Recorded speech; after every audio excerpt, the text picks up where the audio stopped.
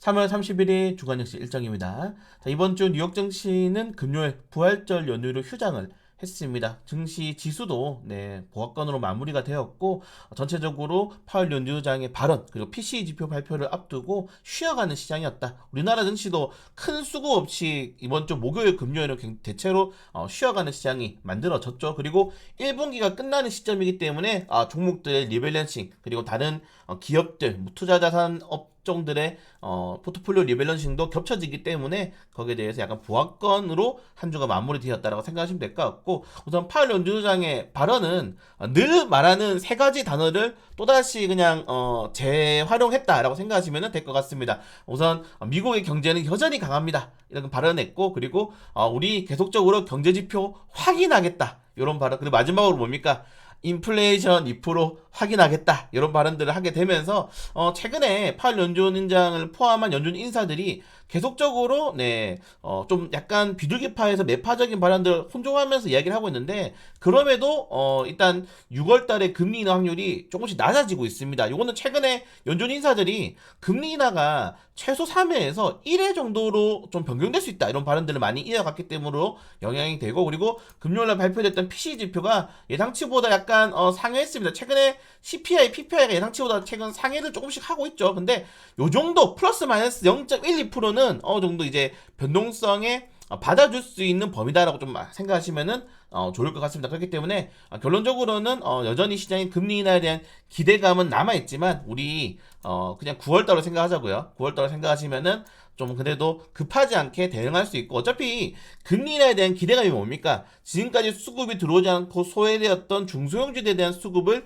기대하는 거였는데, 어차피 우리가 지금 대형주로 공략을 하고 있기 때문에 그냥 중소형주에 대한 당분간 시장의 소외는 길어질 수 있다. 그래서 대형주의 매매를 계속적으로 해야 될 필요가 있다. 이 정도까지 말씀을 다시 한번 더 드리고 싶고, 주말 동안에 정말 뉴스가 어마어마하더라고요. 중국이 이번에 사실은 포르쉐를 그대로 뺏긴 SU7을 발매를 했는데, 샤오미에서 27분 만에 5만 대가 팔렸다고 하죠. 자동차 보시면은 그냥 포르쉐예요. 포르쉐 헤드라이트도 똑같이 뺏겼더라고요. 제가 차는 잘 모르는데, 그래서 이번에 샤오미까지 가세를 하게 되면서 중국의 전기차 구기가 더욱더 확대되고 있는 상황이다. 사실 이미 중국은 전기차 시장에서 독보적인 1위 시장을 차지하고 있고, 특히 최근 테슬라가 이 주가가 계속적으로 하향할 수 있는 게, 테슬라의 라이벌은 다른 미국에 상장한 포드라든가 루시드, 리비안이 아니다. 바로 중국의 전기차라고 지금 월가에도 전망하는 만큼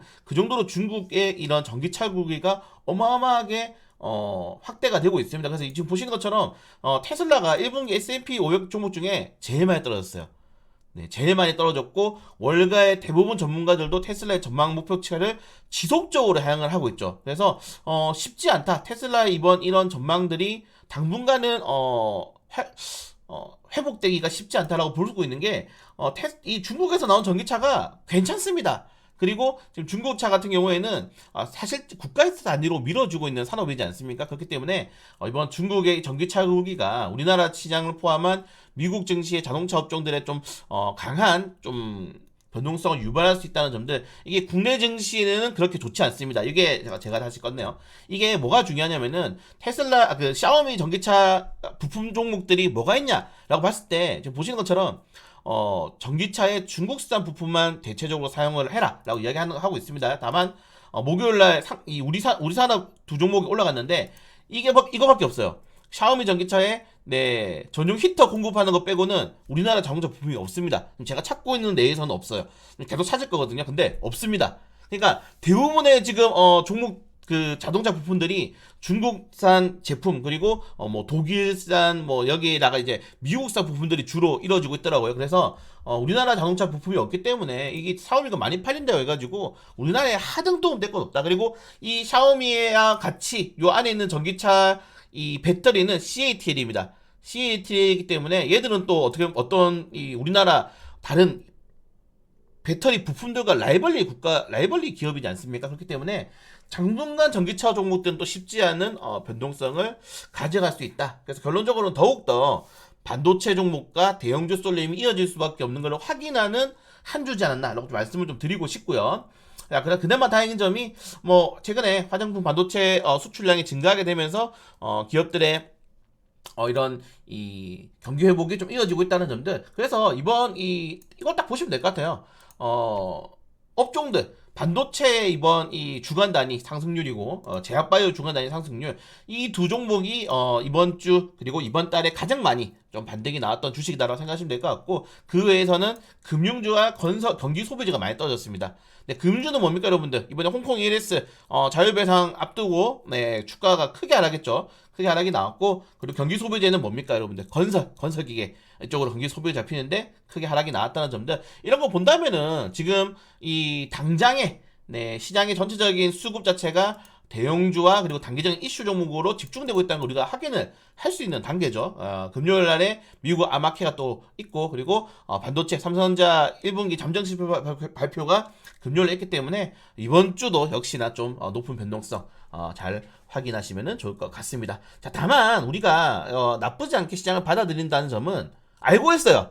시장에 지금 악재가 뭔지, 이슈가 뭔지, 어떤 게 변동성이 나올 건지 알고 있기 때문에 거기 맞춰서 가면 됩니다. 지금 반도체 종목 안 좋다는 사람도 누가 있습니까? 근데 이천전지가 최근에 좀 반등이 나오다가 이번 주만 주간 이슈로 좀 악재가 또 발생한 거잖아요. 그러면 다시 한번 이천전지 수급이 변동성이 나올 수가 있는 거고 그러면은 제약바이오가 꺾였던 그리고 금융주가 꺾이고 이천전지가 꺾였던 그 수급들이 어디로 들어가는지 확인하고 그 종목들에 대해서 사면 됩니다. 네, 그 종목에 대해서 또 우리가 공략을 하면 되는 거니까 너무 걱정하실 필요 없다라고 말씀 한번 드리고 싶고요. 네, 주간 상승 테마도 대부분 반도체 종목들이 주 상승폭을 차지했다는 점들 여기에 우리나라가 이제 정부 지원 보조금을 검토하고 있다는 소식도 반도체 종목들의 호재가 될 수 있었죠.